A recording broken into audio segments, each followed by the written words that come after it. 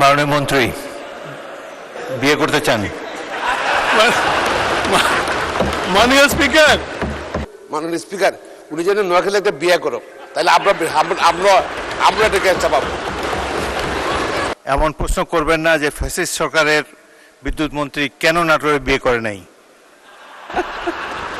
প্রশ্ন করুন। মাননীয় স্পিকার, এই আমাদের হুইপ সাহেব যেভাবে বললেন, এ তো মানে শ্বশুর বাড়ির আবদার হয়ে গেল। ওনারা সরিয়ে আইন ভালো বোঝেন, ওনারা সরিয়ে আইন ভালো বোঝেন। তিনটা বাকি আছে আমার এখন, কিন্তু আমার শখ নাই আহার বেশি করার। মাননীয় স্পিকার, পার্লামেন্টের পরিভাষাতে একটা কথা আছে, হুইট অ্যান্ড হিউমার। তো আমি এই যিনি প্রশ্নকর্তা, ওনাকে নিয়ে একটা হুইট অ্যান্ড হিউমার করতে চাই। আমরা যারা রাজনীতি করি, আমাদের সবারই শ্বশুরবাড়ি আছে। সিলেটে গেলে আমাদের প্রধানমন্ত্রী বলে সিলেটের দামান, আর নাটোরে গেলে আমাকে বলে নাটোরের জামাই। তো দুলু সাহেব যে আমাকে প্রশ্ন করছেন, সেই দিক দিয়ে আমি যখন নাটোরের জামাই, তো দুলু সাহেবকে আমাকে বাংলা ভাষায় যে গাড়ি আছে সেই সম্পর্ক। তো উনি আমাকে প্রশ্ন করছেন, এই প্রশ্নটা মাননীয় স্পিকার, নাটোরে গ্যাস ছিল না।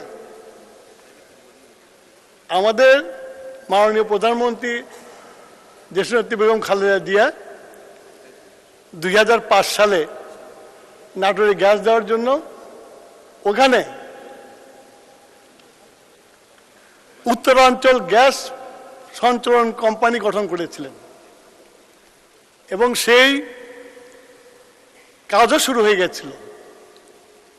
কিন্তু বিগত ফ্যাসিস্ট সরকার এসে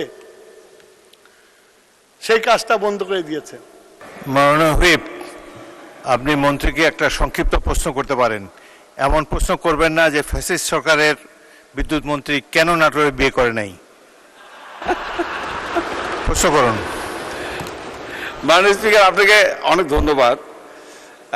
আসলে উনি নিজেই স্বীকার করেছেন, বা মাননীয় স্পিকার আপনি নিজেও জানেন যে নাটোর, আমি এর আগেও বলেছি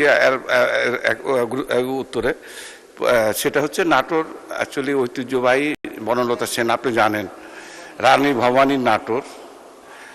একসময় এই রানী ভবানী সৈন্য দিয়ে নওয়াব সিরাজদৌলকে সাহায্য করেছিল মাননীয় স্পিকার। তো এটা একটা ঐতিহ্যবাহী শহর। এই শহরে শহীদ প্রেসিডেন্ট জিয়াউর রহমান স্যার 3.5 বছরের শাসনামলে 13 বার রাত্রি যাপন করেছিল উত্তরা গণভবনে। উনি এতই গুরুত্ব দিয়েছেন তার শাসনামলে, এবং বেগম খালেদা জিয়াও নাটোরে 3 দিন রাত্রি যাপন করেছেন। আমি মনে করি নাটোর একটা গুরুত্বপূর্ণ, এবং আমার প্রধানমন্ত্রী তারেক রহমান সাহেব, উনি প্রধানমন্ত্রী হওয়ার আগে অসংখ্যবার নাটোরে গিয়েছেন, উনিও রাত্রি যাপন করেছেন মাননীয় স্পিকার। আমি এই সমস্ত দিক বিবেচনা করে, যেহেতু উনি আমার দুলাভাই, উনি নাটোরে বিয়ে করেছেন, এবং নাটোরের জনগণের প্রত্যাশা, উনি ওই পলিটিক্যাল কথা বললেন মাননীয় স্পিকার, ওনাকে বলতে হবে যেহেতু নাটোর দিয়ে রাজশাহীতে গ্যাস গিয়েছে, নাটোরের উপর দিয়ে, যেহেতু ফ্যাসিস্ট সরকারের শাসনামলে আপনি জানেন জবাবদিহিতা ছিল না, আর নাটোরের যারা রাজনীতিবিদ ছিল সন্ত্রাসী, এদের ভোটে কখনো এমপি হয় নাই, যার জন্য প্রয়োজনীয়তা বোধ করেনি। কিন্তু এখন যেহেতু পলিটিক্যাল গভর্নমেন্ট এসছে, আমাদের নেতা তারেক রহমান প্রধানমন্ত্রী, উনিও একজন রাজনীতি পরিবার থেকে এসছেন, আমাদের প্রত্যাশা নাটোরের মানুষের, উনি কবে নাগাদ, যেহেতু নাটোরে গ্যাস গিয়েছে, কবে নাগাদ গ্যাসের সংযোগ দিবেন।